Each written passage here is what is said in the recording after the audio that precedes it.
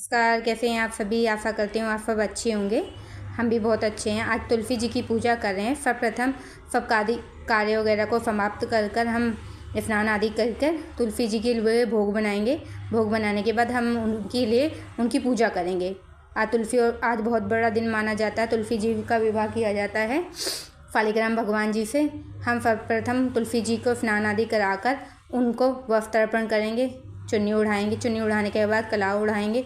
कलाव उड़ाने के बाद हम उनके लिए शालिग्राम भगवान को लेंगे।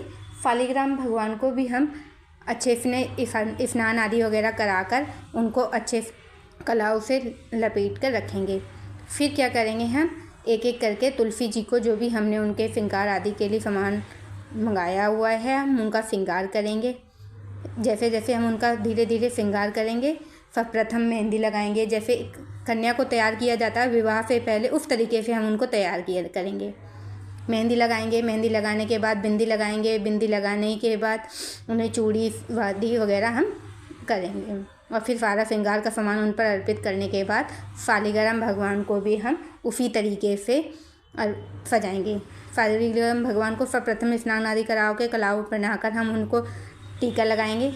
टीका लगाने के बाद मावर लगाएंगे। मावर लगाने के बाद हम इनको दोनों तुलसी जी को शालिग्राम भगवान को भोग लगाएंगे। भोग लगाने के बाद हम इन्हें आरती जो हमने की थी आरती हम उन्हें देंगे। और आरती देने के बाद हम इनकी परिक्रमा देंगे। पहले हम तुलसी जी की परिक्रमा करेंगे, फिर उसके बाद हम शालिग्राम भगवान की परिक्रमा करेंगे। शालिग्राम भगवान को हाथ में लेकर तुलसी जी की परिक्रमा करेंगे। 7 परिक्रमा करेंगे, जिससे उनका विवाह संपन्न हो जाएगा। फिर हमें उनको अच्छे से फूल वगैरह अर्पित करने के बाद उनकी परिक्रमा करनी चाहिए। परिक्रमा हमें खाली हाथ नहीं करनी चाहिए। या तो आप कोई फूल वगैरह ले लीजिए या कुछ भी आप फल या कुछ भी ले लीजिए, उससे आप उसके साथ कर सकते हैं। कुछ नहीं तो आप कलाव हाथ में लीजिए, कलावा जिसके साथ आप परिक्रमा देंगे। 7 परिक्रमा आप एक हाथ में कलावा, एक हाथ में अपने शालिग्राम भगवान जी को लेकर तुलसी जी की परिक्रमा दीजिए। चारों ओर 7 परिक्रमा उनकी परिक्रमा जैसे दी जाती है वो परिक्रमा दीजिए। और उनकी पूजा पूरे अच्छे से रीति रिवाज से कीजिए। जैसे आपके यहाँ होती है, हमारे यहाँ सुबह प्रथम काल में की जाती है। आपके यहाँ कुछ लोगों के यहाँ शाम को होती है। अगर आपके यहाँ शाम को होती है तो आप लोग शाम को करिए। हमारे यहाँ शाम को देवउठनी एकादशी है तो शाम को वो पूजा की जाती है और सुबह तुलसी जी का पूजा की जाती है।